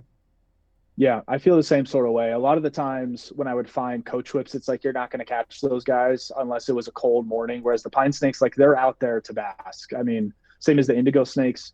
The only thing with the indigo snakes is because they're such a dark color, they're not out for that long, which is another reason why they're so rare and they're so hard to find. But the Hmm. pine snakes, they're going to be out just like a gopher snake. Like they're going to be out and about. They're a little bit more slow moving. And yeah, I mean, it's one of the better species you can find out there. They're super cool. Yeah, You said you've seen a few in your time out there. Yeah, so I found a couple in Georgia, and then I think when I was living in Florida, I went up to Alabama and I went to go find one over there. It was on one of my road cruising things during the day. Which another thing is pretty interesting is the like road cruising out there. You can do a lot of stuff during the day because you have either sand hills or you have like dirt sort of clay roads. Whereas here in California, you don't really have that. Like you got dirt roads. I just don't think they're as productive as they are in the southeast, which is really nice because then you can get out on those dirt roads during the day and you can go find the Simus, you can go find the southern hognose snake, you can find pine snakes. I just think it's a lot easier to road cruise during the day out there than it is out here, which I thought was a pretty cool thing to know from both sides of the coast. Yeah, and I mean, obviously, a lot of factors have to be dealt with when regarding that. But obviously, maybe one of the main differences, obviously, is just the mesic difference, like the moisture level between West Coast to East Coast, 100%. Definitely. Like the Southeast, I mean, because I lived out there for 2.5 years, I went through 2 summers of the humidity out there. Now, the Florida one was a little bit, I'd say it was more difficult just because I was working pretty hard out there. But like when I was doing the burns in Georgia, I mean, the humidity is just, it's pretty crazy. Like you get used to it, but it's still not great, especially to work and be outside in it. Here Yeah. in California, it gets hotter, but it's drier. For me, it's easier. It's more comfortable to work in 110 than it is to work in 90, but it's 90% humidity. It's really Yeah. interesting, and that directly affects like the snakes and the species that are working out there. Yeah. I mean, Nate and I were in near Houston yeah. last June. My Oh goodness. man, It was only like a rocket run extended weekend, but my God. That one night we got lit up, and I'm all we got out sure. of it, all we got out of it was, The water was it? snake, yeah, the broadband. I forget yeah. Oh, it was a broad-banded water snake. I think It that's was the a pretty snake. snake, but Okay. still, it's the only thing we got. Some DORs. Okay. So it's like you said, it's boom or bust sometimes with road cruising. I guess maybe one question to take away from that, you talked a little bit about the difference, but you don't do you not even try with daytime cruising? I would assume just because nothing's going to really be out much out west. Yeah, I don't try it as much. I will every once in a while, and if I do, um, it's probably just for mountain king snakes. I mean, that would be like the easiest way to do it. So, like, if you're in the Sierra Nevadas and like you go up before dusk, maybe like an hour before, like that's probably when you'll find mountain king snakes. But I like Goes to go gun to down. Sierra Nevadas because I love northern rubber boas. So that's my favorite snake species. So once you get out to the Sierras, like you cruise for like an hour, that's like your mountain king snake time to cruise. So that's technically during the day. And then you Mm. get into the northern rubber boa times at night, which for me I found is somewhere in the 50 degrees, which is pretty cool because like most snakes that you Yeah. find, like road cruising, it's going to be like, at least 70 to 80 degrees, whereas the rubber boas you're going to find at 50. But yeah, the daytime cruising for snakes in California, it's not super easy, and I wouldn't say it's in quantity. Like if you find some, you're not going to find a lot, but it does happen. Yeah. Yeah. I would assume just mainly Massicophis or like, the diurnal type snakes for sure. Yeah, like if you go to the desert on a not super hot day, like you could probably cruise during the morning, and then you find some rattlesnake sidewinders, that sort of thing during the day. Okay. You touched on timbers, alluding Nate and even me to an extent, but did you see any, I guess you call them cane breaks? Do you see any out in Georgia or Florida? Yeah, so I've seen a few. One was on a prescribed burn, and it did the same sort of thing where it went from outside the burn into the burn. And I think it kind of did it to a detriment because it kind of went through the flames, and like we Oh, didn't see it until too late. And so like we got it out, but I think it was too late. But then on a indigo snake survey, we did find a really cool timber rattlesnake. I'm still not sure, like you said, canebrake. I'm still not sure how to go about saying timber or canebrake. People have their different theories on like, well, if you find it in the mountains, it's a timber rattlesnake. If you don't find it in the mountains, then it's a canebrake. The darker it is, the more of a timber it is. I mean, it's just, I think it's kind of up to your discretion. I think in some areas they actually used to be called canebrake rattlesnakes, but like I think it's just whatever you want to call it is what you go with. Whichever one checks off more labels on your lifer list.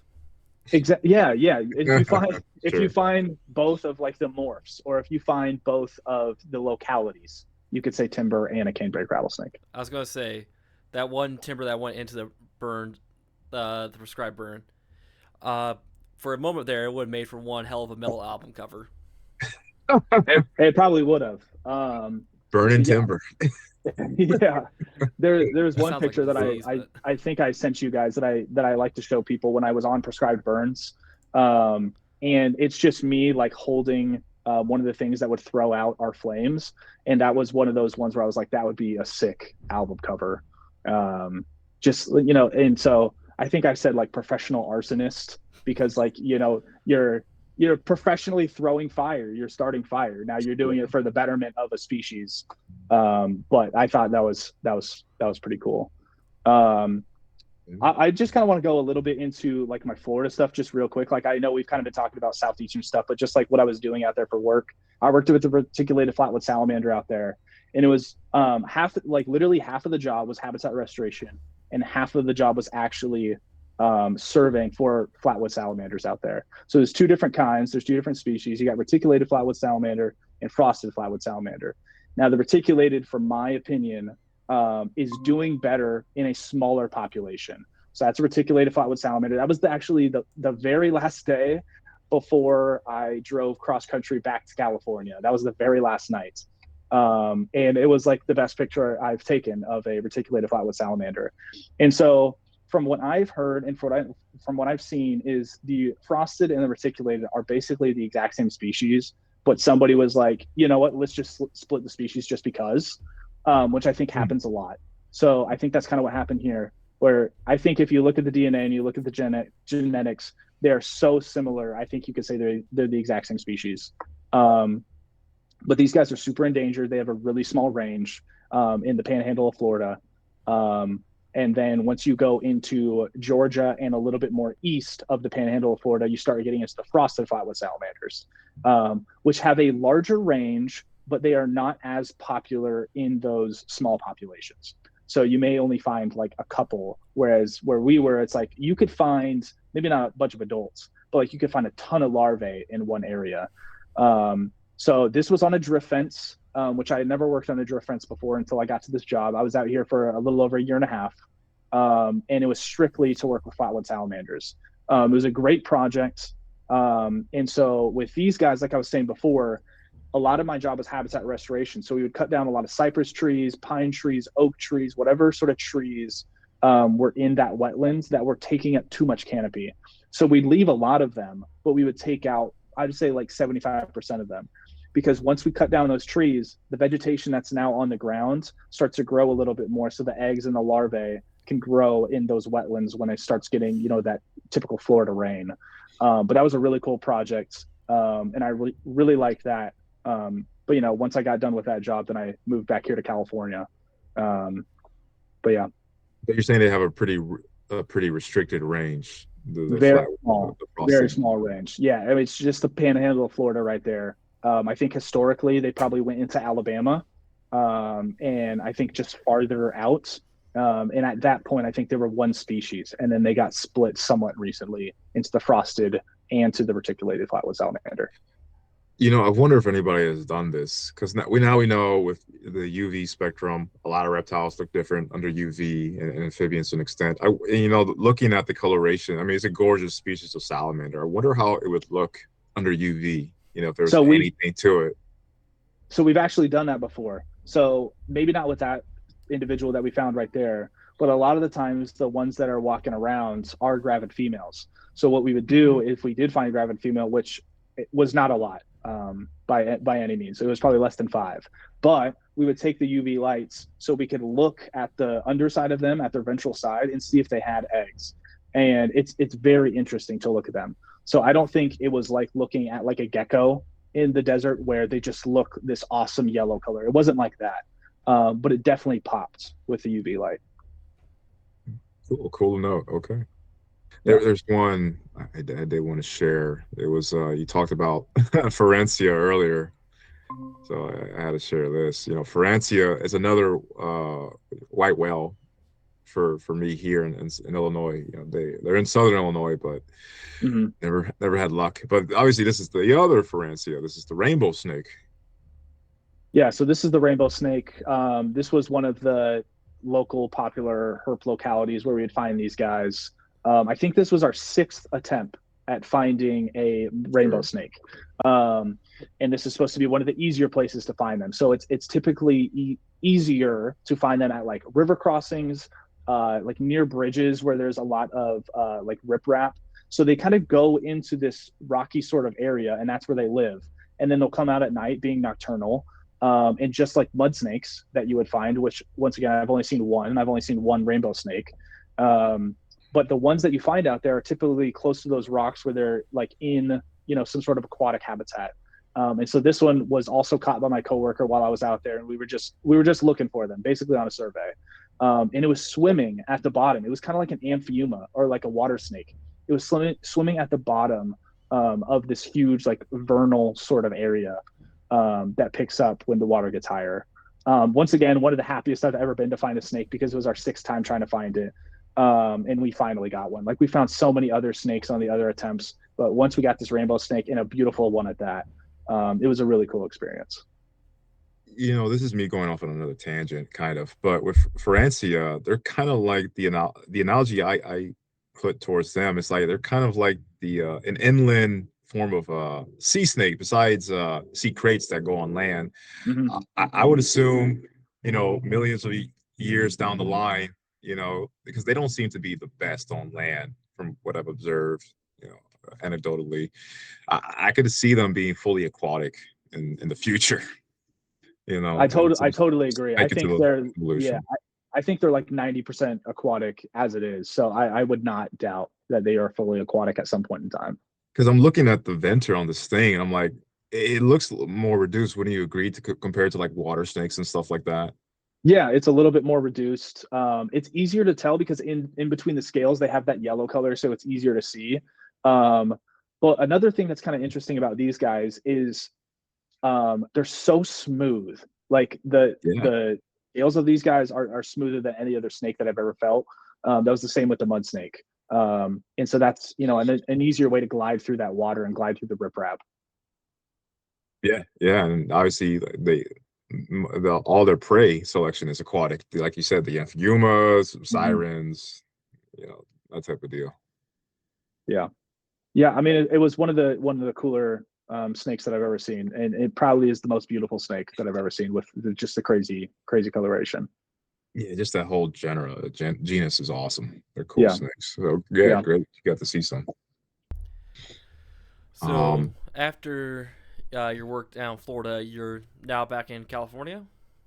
yeah. So I'm now back to California. I'd like to stay here, so I've been like a wildlife technician for the last like 4 years. So when I was leaving Florida, I was looking for another job, and I was like, I'd like to level up. I'd like to be either some sort of biologist. I'd like to be an ecologist. So I got a job in consulting, which I don't have as much hands-on experience, but I still get to work with endangered animals or threatened animals basically every single day. So a lot of my job is either surveying or monitoring for endangered or threatened animals. It's like for the last week, for example, I've been out in the Central Valley doing a lot of bird surveys. So like we'll walk out and we'll go look for nesting birds that are out in this field. And so like we'll get paid by these companies to go out there and go look for them before they do construction work. So a lot of the times in the herp world, like you'll have trees that are being cut down, like in the Sierra Nevadas. So a lot of my work last summer, and that'll start picking up in like a month, is Yosemite toad work. So Yosemite toads are once again like a really small range that are only in the Sierra Nevadas, and they're just a beautiful looking toad. And Let's see. so we'll go out there, and then we'll just go look for as many as possible. And then every once in a while, we'll do this thing called Yodo escorting, which is a pretty cool deal. And we'll go out there for like 10 to 12 hours, and we'll just escort vehicles across this pass where we know Yosemite toads will be crossing this road. So this is a female, large, adult female Yosemite toad. And they're different looking than like regular ones. They're very white on the bottom, and especially the adult females. They have cool like modeling coloration on them. And so every once in a while, you'll get like almost bright white ones with that gold tint on them. And they're just like incredible looking toads. I think of it kind of like red spotted toads that you'll find like in the desert. And so they're just one of the more beautiful ones out there. And so you can but see kind of behind it, there's snow. And so we'll find these guys like in the snow going to their wetlands. and that's peculiar to me because out here in the Midwest, toads are usually kind of in middle of the range in terms of coming out of brumation. Your small boreal coarse, your small coarse frogs and spring peepers, yada yada. Those are like the first to emerge, and then later on, it's either some other tree frogs or green frogs like water frogs, rana, and then you get your toads sometime in April or early May. But what a contrast! Like the top side of this gal, are they all kind of dark like that, like a darkish looking toad? Yeah, so the females should all be like this. Some of the times, like they will be bright white, and it looks really interesting. But I've only seen a couple like that. And then the males, first of all, they'll be smaller, and then second of all, they'll be more of a brown green sort of coloration, which is like typical of like a regular toad that you would think of. And, hmm. But these females they're just spectacular looking. I mean, just one of the better toads out there, I think. No, I love the tans and the deep black some of these blotches have. Yeah, it's a really cool looking toad to look at. Nate, in that particular thread, you talked about rubber boas being like arguably your favorite snake. You have some Mhm. good shots of some rubber boas too. Have you seen them in Oregon and California, or just one or the other? Yeah, so I've seen them in both Oregon and California, and it's my favorite Sweet. snake species. And so I think pygmy shorthorn lizards are my favorite herp and basically favorite animal, but rubber boas are second to that. I have spent more time looking for northern rubber boas than any other snake species. This is one of my favorite pictures with a lake in the Yeah, background. it's a solid photo, Um, dude. and it's just they just look so derpy and interesting. It's like Yeah, there are no other snakes that are like this, besides boas and maybe like file snakes or elephant. I think they're called like elephant snakes or elephant trunk snakes, whatever they're called. yeah, yeah. But they're the only ones that look like this, and they just have such interesting faces. Like their eyes and their pupils are different than any other snake. They don't really have there's like no patterning. It's just one straight thing, kind of like a black racer. And even the underside is like just basically the same sort of color. But I love how derpy these guys are. They're super common in the areas where you can go find them, especially in the Sierra Nevadas. And then even when you go on the coast of California, or Washington or Oregon, they can be incredibly common. But I just love these guys. They're the nicest snakes. If you want to take people to like find snakes that have never gone to find them, they're like, oh, like I'm not really a big fan of snakes. This is the snake to take out there, if they like want to hold one. I mean, it's just a great snake overall. I was gonna Yeah, say, because usually, yeah, go ahead, Nate. they kind of look like a smaller, stumpier version of an olive python almost. They got the Yeah, same skin. Yeah, I know what you're getting at. The same skin, like the softness. Are they kind of a soft feeling snake? definitely. And they're one of those snakes too that are very cooperative. Like if you're trying to take pictures, like they're usually pretty cooperative. Yeah. And they're just so nice to like hold in your hand. So like one of my favorite pictures that I have, is a rubber boa just like wrapped around my pointer finger. It's so small, and like when they're babies like that, they're pink. So they'll go from like a pink to like that brown sort of color. And yeah, I mean they're great snakes. They look really funky, but that's kind of like why I like them. But yeah, I just love Northern Rubber Boas. Yeah, I mean they're just so opposite from like what you think of as a boa. You know, Yeah, a cold-loving species, and it's a boa. I mean, it's a proper boa. It's weird. yeah. So here's another picture of me holding a boa. Once again, super excited. I mean, this was a new road that I found them. So I was road cruising this night. And this is like when I started to figure out a little more about my area where I live now in the Sierra Nevadas, trying to find Northern Rubber Boas. Hmm. And so this is a baby. So it's more of like a pink sort of color rather than the typical brown chocolate. Um, but once again, like super nice snake. Like they're just going to start wrapping around your fingers. They want to feel comfortable, and like that's their best way to do that. And you're warm. Like if it's 50 Yeah. degrees outside, like they want to feel warm. So Hmm. like once they wrap around you, I mean they're instantly hooked. So yeah, another reason why I like them. So, and I think I know the answer. I didn't look at all your photos, but have you seen the other North American boa?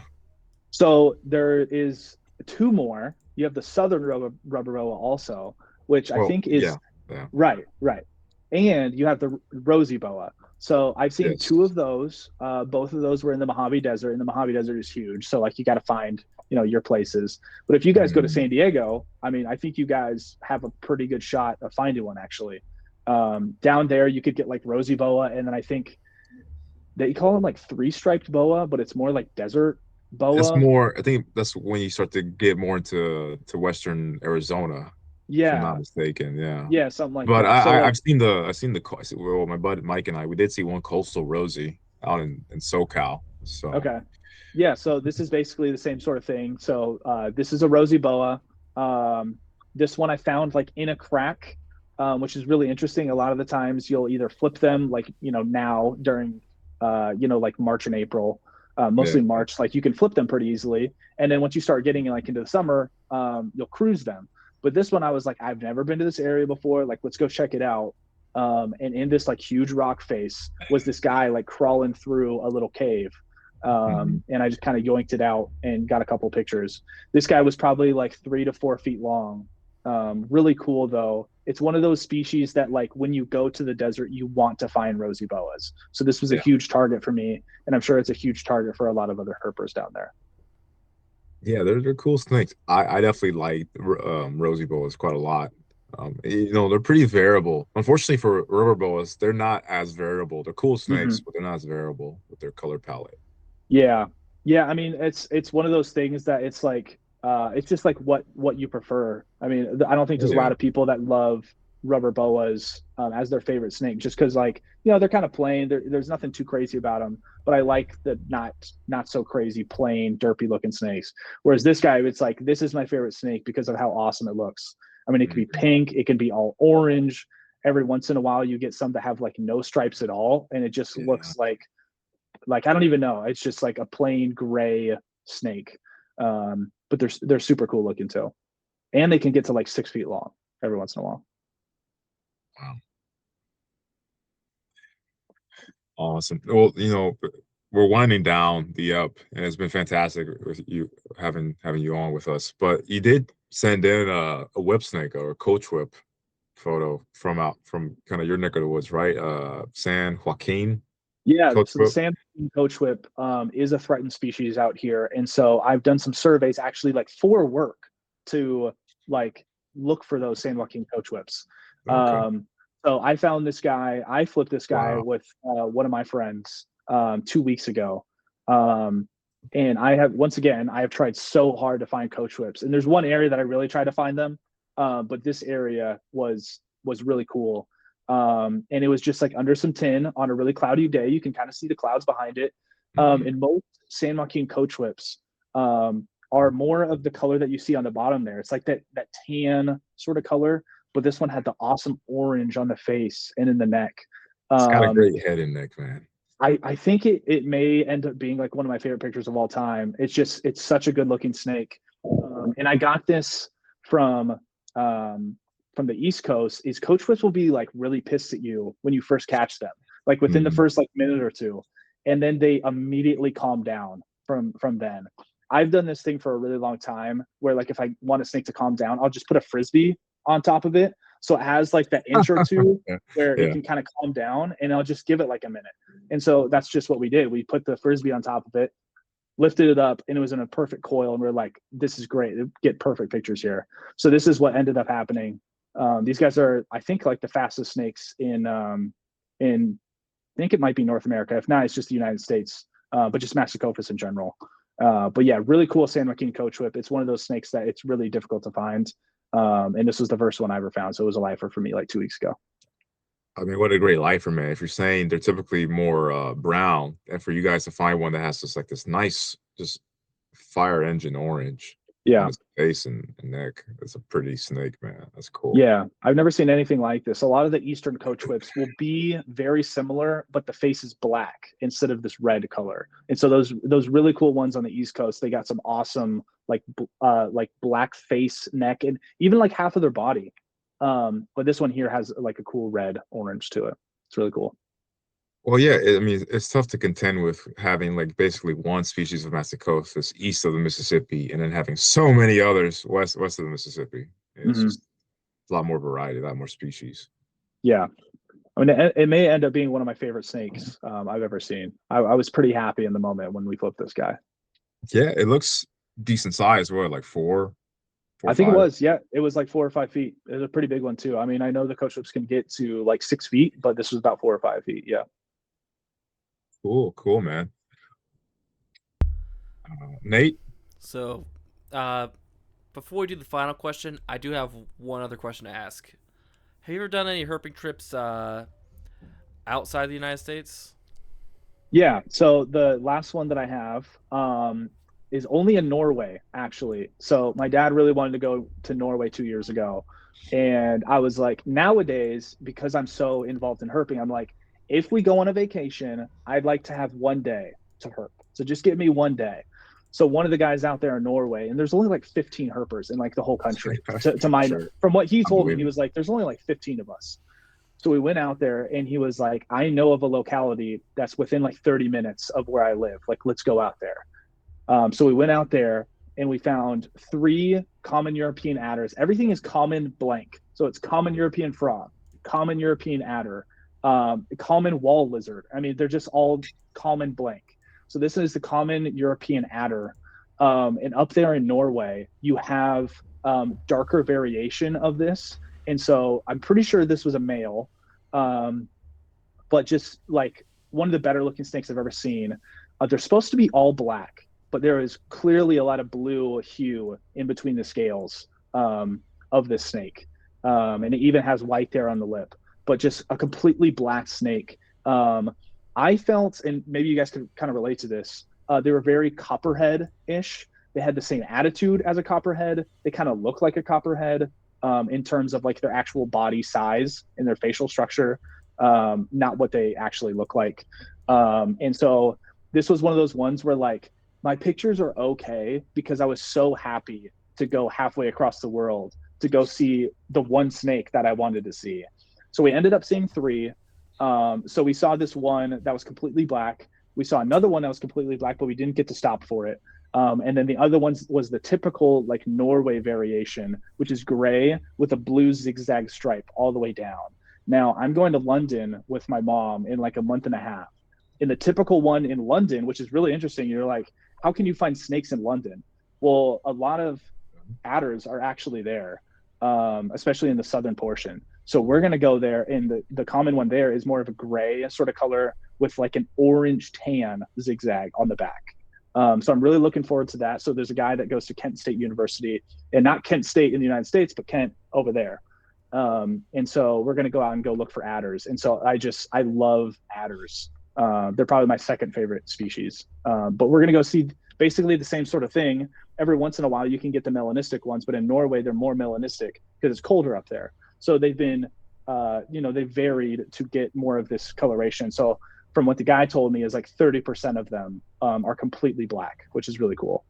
Yeah, isn't Norway kind of in or close to the Arctic Circle? I mean, it's pretty high up there. It's very high up there. And so we went up to the Arctic Circle afterwards, and I didn't find any herps up there. But this was Shocker. just below. Right. I mean, this was just below the Arctic just below Circle. it, which is impressive for any kind of herp, Right. to be around. Oh. Yeah. I was gonna say if I ever did a herping trip to Europe, it would be for the vipera species they have. So I would not go to Norway. If I were you, I would go to like Spain, Greece, Italy. I've heard those 100%. places are just awesome. So eventually I'd like to go out there. I know a ton of people go to those countries and you find all of the different adders, the asps. There's some really cool stuff out there. So I'd like to explore Europe a lot more. I think it'd be pretty cool to see those species. Yeah. Well, you should have listened to our top 10 episode then. Oh man, I'll have to go check that out then. Was it about like just the vipers in Europe or snakes in Europe? It was the No top real 10 spoilers, but top 10 places, like countries, world, yeah. places, to herp. Was Madagascar in your top 10? I think we might have had an honorable mention. Perhaps. Okay, I think that's It's my not number us, one. one of our gays. I want to see chameleons. I want to see a ton of chameleons if I go to Madagascar. So that's what I'd like to do. Well, that kind of spurs us into our final question, doesn't it, Nate? I'm helping you guys out, man. Yeah, so our final question is, if you could go on a once-in-a-lifetime trip, money's not an object, what would be your dream herping destination? Okay, that's perfect. And I got straight into it. So Madagascar is definitely my number one. I know it's difficult to get out there, but the amount of chameleons, the amount of species that they have out there is just incredible. I don't know the number. It has to be more than 100. But like when you hear of stuff on like National Geographic, where you're like, this new nano chameleon that is smaller than my pinky finger, it's smaller than like, my fingernail, just got discovered in Madagascar. That's why I would want to go there. So that's my number one. I know there's so many other cool stuff there, like geckos. I don't even know if there's any snakes there. I would not be there for the snakes though. Oh, I would be there for there's some all cool snakes there. Okay, so you said you sure you like southern hognoses. Boy, do they have a hognose down there for you. Okay, I'll have to do the research before I go, but I'd really like to see all the chameleons there, and I'd really like to see the geckos that they have there. That would be like my number one thing that I like to see. But I'd like to explore a lot of Europe, and I think Europe is easier to get to. It's a lot less money probably to get to Europe. So I'd probably go to Europe, a couple times before I go to Madagascar. But at some point, that's the place that I want to go to. Where would you guys want to go to? Unless you guys already talked about it. Like I said, we had a whole episode where we nailed out our top 10s. But... For the audience who's not heard, including me, what were like your number ones where you guys wanted to go? You go for it, Nate. You share some. I was basic. I just said Australia. So. I mean, that's a pretty solid one. I mean, there's just so many cool things that you could go see there. Yeah, I mean, I think I may have Australia on my list or not, but I I mean, think it was like that's one of the it's one of the Mecca. It's one of the Mecca countries for herping, country and continent. I am more in line with things south of the border. So, countries like Mexico and then South American countries. That's kind of what I'm more in line with because kind of like what you're equating with Europe, it's a lot more accessible to us. It's Mhm. cheaper. It's just better logistically to plan before going like really far out. Right. Okay, my last question for you guys, kind of on that same sort of topic, is like in the year 2026, what are some top targets for you? That could be snakes, that could be other stuff, but like, what are your top targets? I know you guys are going to like San Diego soon. Like, what do you guys want to see? I'm kind of a superstitious fella, but with San Diego is easy. It's like, just the usual like You're going to red see dot. stuff in San Diego. Oh yeah, like red diamond would be awesome. That's kind of the upper echelon of our target list, Mhm. and so packed to a lesser degree. You're going to Serassies. But see those. You're Serassies going to pretty let's see high hope, up there plenty. for man. me as well. Let's hope. I didn't see them last time, which was surprising. So let's hope. Oh, okay. All right. You know. Yeah. Uh, like I Um, said, like I said, if I could find some gophers, I'd be happy with that. Let's see here. Even a regular Cali King. Last time I tried for Cali Kings, I got skunked, so it'd be kind of cool to see those guys. Okay, So let's yeah. be less realistic. Let's just get crazy. Like what's like the crazy snake that you want to see there? Like Sidewinder, Rosy Boa, like oh, Rosie. what's Rosie or rubber. okay. Do they have rubbers in San Diego County? Um I I forget. don't think in San Diego County. You would get southern rubber boas to a certain extent, like maybe to like the San Bernardino Mountains. But that's still like two We to might be three hours away. a little bit out of range. Yeah. I mean, Yeah. any of the Massive Cove is, you know, Yeah, true. Those. I've had pretty bad luck. I mean, just in catching them, but most people it's tough to catch Hmm. coach whips. Uh, I was Um, gonna say, do our Royal Salamanders get that far south? I don't so know. I do know that they get pretty far south, like way more south than people think. I Like they saw get some in weird. IMAT observers, so it seems like there Yeah, are some disjunct spots for them. I think you could. I think you could. Okay, so It's possible. But that'd be a big one but as well. that would be a big one. But I mean, most things, even when I was there, the sample size was small, obviously. So everything for most of us is going to be a lifer. It's going to be cool. So I am pretty. I think we're both pretty excited for that trip. Yeah, and you guys are going in a few weeks. Yep. I mean, basically a month Oh from my now gosh, you guys are gonna or find so so. many things. I mean, you're going like end of April into May. I mean, that's like the best time in California to go look for snakes. I hope the best for you guys. Yeah. Send me pictures of stuff you guys find. 100%, dude. Yeah. But yeah, we have a few other things planned for this year, so want to keep asking us questions about our Okay, well, targets. Working out I'll have logistics. Yeah. yeah, I'll have to tune in and keep listening to the podcast, and I hope all the other audience members listen to it so I can hear all the cool stories of stuff you guys find. Okay, one more thing before we part ways, man. Like with the Yeah, YouTube, obviously you're saying you're not out in the field as much, but obviously do you still want to keep the YouTube going, whether it's sporadically or whatnot? yeah, I've had a million people ask me this question. Once I like moved back to California, I just have like so many things going on that it's just like I don't have a lot of time for YouTube. But like when I went down to the desert like 2 weeks ago and I found like the coach whip and I found a ton of other stuff too, that would be the best time to like do YouTube sort of stuff. And I really like making YouTube videos, but I stopped like I don't know, maybe 9 months ago. It's just it takes a lot of time It and does, dude. It I do does. want to like experience more of like the snake sort of stuff, like actually being present with a snake.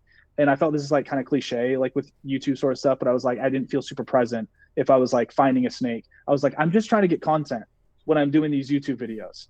So it's like now I feel like I've gotten a little bit more in photography. So I like that. So I like just getting better with my iPhone, taking pictures, and then also just like appreciating the snake a lot more. I felt like I wasn't appreciating them as much when I was doing the YouTube. So I really like the YouTube stuff. And I have like 100 videos where you can go back and look at all the different cool things that I've seen. But I don't know if I'll get back into it. I did like it though. I mean, it's a real phenomenon, you know. I'm the same. I've taken a couple years hiatus from doing YouTubes as well, and basically for the same reason, to just be more in the moment. Like, like you were talking, alluding to earlier, once you get into photography, you're adding a lot more weight to Yes. your back gear, and that can be kind of cumbersome and annoying. But Uh, sometimes it how makes do it you lose the worthwhile. weight anyways? Sometimes it makes it worthwhile anyway. But yeah, sometimes you do find yourself out of the moment, and there are times where like, oh, maybe I should take out my camera or record this, and I'm like, you know what, it's okay, and I just Hmm. gloss over it, and that's okay. You know, it doesn't have. I don't have. Maybe it's like you now living back home. You don't have a set schedule or a set of criteria to dock off in terms of making a YouTube. Just when it feels right, if everything aligns right, you can do it. If not, Right. it's okay. You got already a decent library of videos I in have plenty your of channel. stuff. So like like my sister's a teacher, and so like she's shown her, her students like my videos and everything because they're family friendly and I really go into depth on some of the species and habitats that I'm in. They're very educational. And so I like the fact that I have such a large catalog where you could go back into them and be like, okay, like I want to learn more about this species. Let me find a video on that. So I mean, I think that was like a really good thing that I did. I just like I just have like too many things going on nowadays. Like this Oh week, yeah. I worked like 60 hours. So it's just like, it's just a lot. So like I walked like Mhm. 9.5 hours today. And I'm still able to talk for like 2 hours, like with you guys. I know I was rambling a lot about stuff, but That's kind of the name of the show. yeah, right. Reptile Ramblings. I hope you Yeah. guys continue Reptile Ramblings and get like cool people. I think that'd be really cool. Well, you're adding to the catalog of cool people, dude. So don't count yourself out. You know. Okay, cool. Thanks guys. All right. Yeah. And feel like a good place to wrap her up. It's good. It's a good stopping point. Yeah. Yeah. Thanks so much, Marcus, again for coming on with us. This has been a blast of an episode. I'm definitely gonna rewind it here in a little bit. Yeah. It's a lot of stuff. So, once again, thank you, ladies and lizardmen, for tuning in. And I've been Nate, as always, joined by Bryant. And in case you haven't been listening this whole time, Marcus, thanks for coming on. Yep. Thanks for having me. If you guys And want to have me on like next year in 2027, let me know. I'll yeah. be on. And Yeah. where can people find you on the internet? They can find me at Ranger Marcus on Instagram. If you want to go find those YouTube videos, once again, at Ranger Marcus. Those are the two best places to find me. All right. And we will see you guys next time. All right. See you, Ramblers. You guys.